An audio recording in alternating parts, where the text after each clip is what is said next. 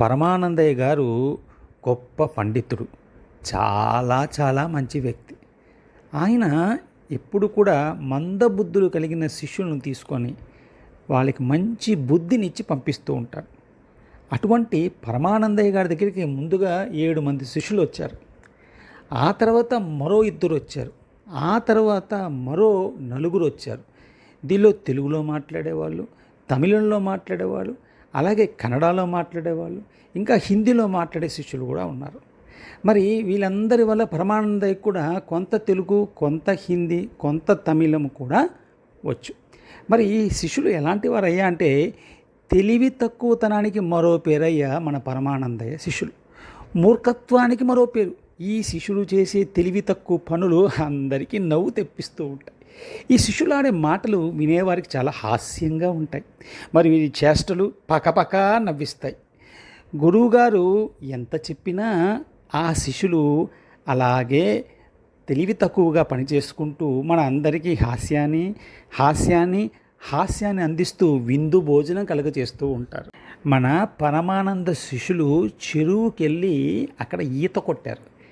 ఈత కొట్టిన తర్వాత వారిలో ఒకడు తప్పిపోయినట్టు అనిపించింది. వెంటనే పరిగెత్తుకొని గురువుకు చెప్తున్నారు, మేము ఈతకి వెళ్ళినప్పుడు 13 మంది ఉన్నారు, కానీ ఇప్పుడు ఒక్కడు తప్పిపోయాడు గురువుగారు అని అందరూ ఏడుస్తూ ఉంటారు. ఒక్కసారి మనం చూసి మనం కూడా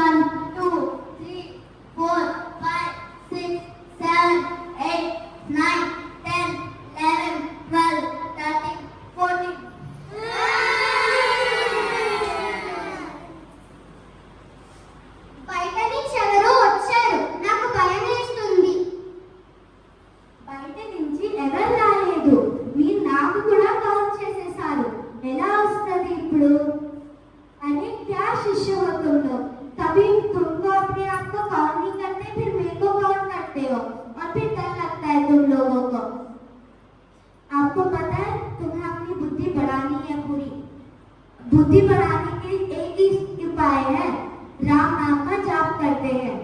सब लोग हाथ जोड़ो अपने। हरे रामा रामा रामा हरे हरे, हरे कृष्णा कृष्णा कृष्णा हरे हरे। పరమానంద గారు ఒక నిర్ణయానికి వచ్చేసారు. ఏమిటంటే ఇక శిష్యులకు ఏ పని చెప్పకూడదు. ఎందుకంటే వాళ్ళకి ఏమి చెప్పినా చాలా తెలివి తక్కువగా, మూర్ఖంగా, ఇష్టం వచ్చినట్టు చేస్తున్నారు. దానివల్ల ఎంతో నష్టమవుతుందని పరమానందయ్య గారు ఇక చెప్పకూడదు అనుకున్నారు. కొన్ని రోజులు వెళ్ళిన తర్వాత శిష్యులు చాలా బాధపడ్డారు. అయ్యో, మనల్ని ఉత్తిగా కూర్చోబెట్టి భోజనం పెడుతున్నాడే, బట్టలు ఇస్తున్నారే, మనం గురువు దగ్గరికి వెళ్ళి ఈసారి ఏ పని ఇచ్చినా శ్రద్ధగా చేస్తామని చెప్పి గురువు నుంచి పని ఇప్పించుకుందామని గురువు గారి దగ్గరికి వచ్చారు. సరే, ఇంకా పరమానందయ్య గారు, నాయన ఈ కండువ ఏతో ఉందో దీన్ని బాగా పిండి దండమంతా ఆరేయండి అన్నారు. పాపం శిష్యులు దాన్ని బాగా అన్నదాన్ని పట్టుకున్నారు. దండం అంతా అని పట్టుకొని ఎంత హాస్యం చేశారో మళ్ళీ మళ్ళీ మళ్ళీ మళ్ళీ నవ్వుకుందామా? గురువుగారు, ఈ మధ్య మీరు మాకు ఏ పని ఇవ్వట్లేదు. వద్దులే, పని ఇస్తే మీరు సరిగ్గా చేయరు వస్తారు. లేదు గురువుగారు, మంచిగా చేస్తాము. లేదు గురువుగారు, మేము మంచిగా చేస్తాము. ఓకే, ఇది తీసుకోండి, మంచిగా పిండండి, ఇంకా దండ మొత్తం ఆవేసండి.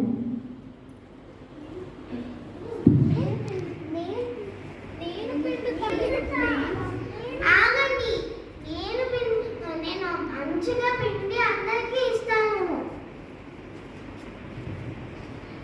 నేను బాగా పిండాను, మీరు కూడా పిండండి. బాగా బాగా పిండు. బాగా పిండలే, నేనేమో బాగా పిండుతా.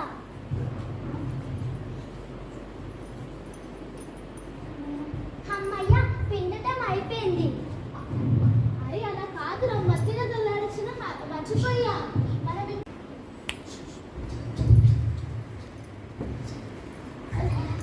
మట్టిలో దొల్లాడిస్తా. గురువుగారు ఏం చెప్పలేదు కదా మట్టిలో దొల్లాడించడానికి. మట్టిలో దొల్లాడిస్తాను, రండి. ఇంకా చాలా ఉతికింది, నేను మంచిగా దండ మీద ఆలోచిస్తాను.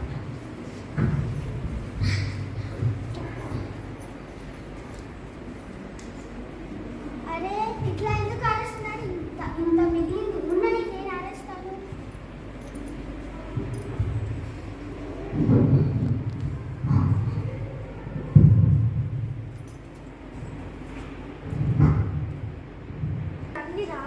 గురువుగారు దండం మొత్తం ఆరేయమన్నారు. మనం దీన్ని ముక్కలుగా కత్తిరించి ఆరేద్దాం.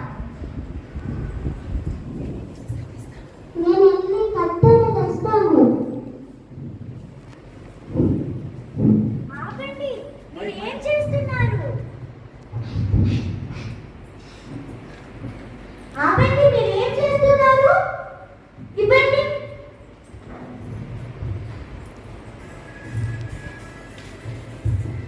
మీకు బుద్ధి రావాలి, అస్సలు బుద్ధి లేదు. ఒక काम వస్తే ఒక काम రాదు మీకు. आप सभी को बुद्धि चाहिए.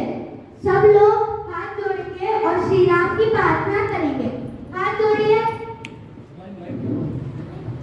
लाइन में खड़ी हो. पहले लाइन में खड़ी हो.